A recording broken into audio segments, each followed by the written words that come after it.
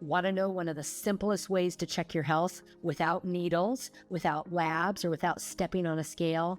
It's right here in your grip. Grip strength isn't just about how strong your hands are. It's a powerful biomarker linked to your risk of diabetes, osteoporosis, frailty, and even early death. In this video, I'll show you exactly how we test it, what your number means, and how to improve it. I'm Dr. Tammy Penhollow, a sport and spine care specialist, and your grip strength is a biomarker.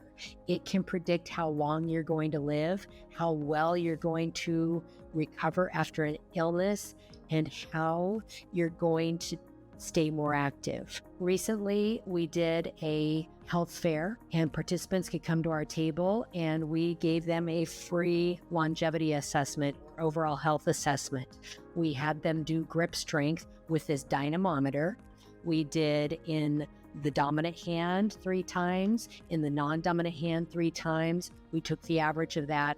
I plugged it into a formula based on the person's age and sex, and we're able to give them a personalized report. So let's see what it's about. So first of all, you use a dynamometer. These can be programmed based on sex and age. I've already put that in here. I'm going to push start. I'll show you. You need to stand, arms at your side, and without winging or without pulling down like this, it's a squeeze and then release.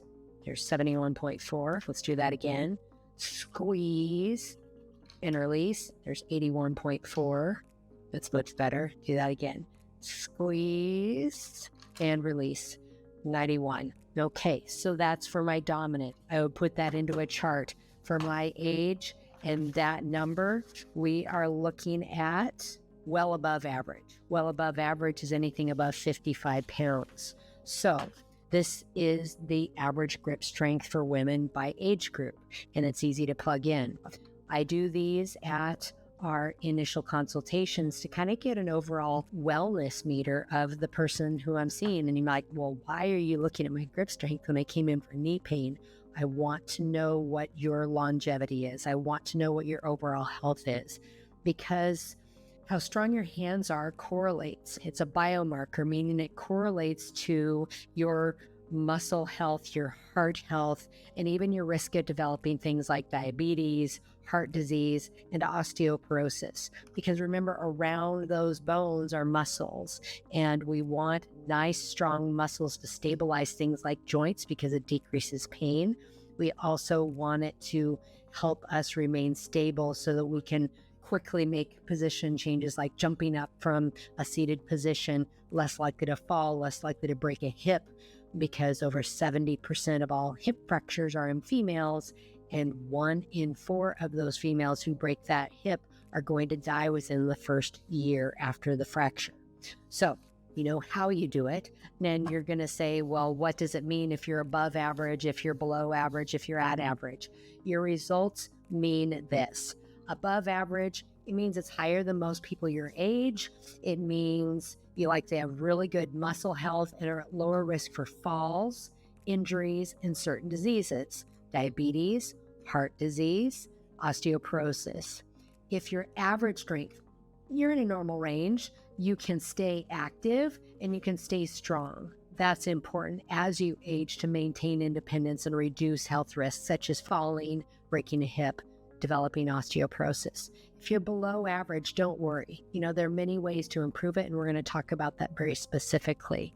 Lower grip strength can be a sign of muscle loss, which is known as sarcopenia, and that's also age-related, but there's also things you can do about that, and we talk about that in other videos. So please, if you like what you're hearing now, like, subscribe, and comment below if you'd like very specific questions to be addressed in further videos.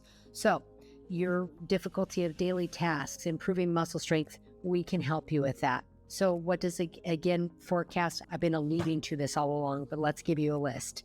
It improves longevity, stronger grip strength, longer life, lower risk of serious health issues, muscle strength.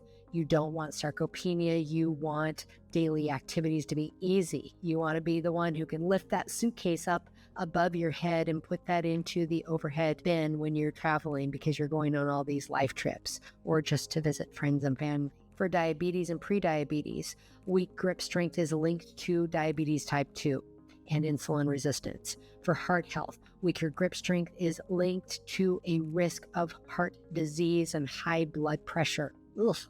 Bone health, weak grip strength is linked to weaker bones and a higher risk of osteoporosis. And get this, even your mind, cognitive function. Grip strength is associated with a cognitive decline as we age, but all is not lost. Say you do have a weakened grip strength.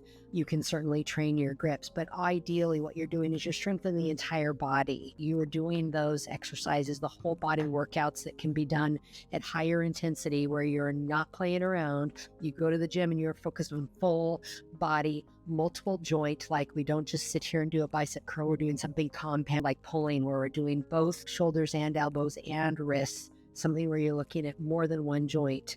So hand squeezes, certainly you can work on grip strength with a ball and squeezing your hands and release multiple times a day. That again is only likely to take care of the grip itself.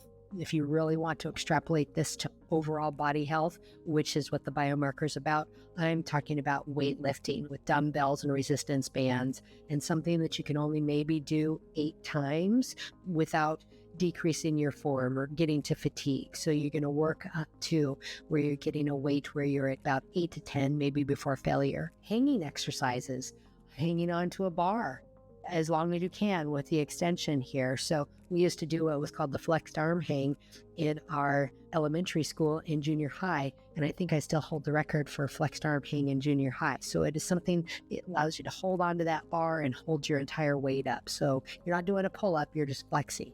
Daily activities, carrying groceries, gardening, lifting kids, lifting laundry baskets, opening jars. That helps with the strengthening in your everyday life. And finally, wrist curls, wrist extensions, okay, with weights or resistance bands, and that can help with your grip-related specifics. But remember, it's a marker of overall health, so you don't just want to strengthen the grip. You want the whole body to be worked out. So you're doing weight-based resistance band things to decrease your risk of cardiovascular disease, of diabetes, of cognitive decline, such as Alzheimer's related and other dementias, of overall bone health, overall muscle health. If you like this, please hit subscribe and you'll get more like this in your notifications. Also, if you have any questions specifically about grip strength and about the dynamometer, ask that and I will answer them below. Thank you. If you have knee pain and would like to learn more, I have a worksheet called 5 Things to Do Now to Reduce Your Knee Pain Within a Week. Go to www.kneeboostnow.com to download it for free. I'd love to hear from you, so please like, subscribe, and comment below so I can help you get out of your knee pain.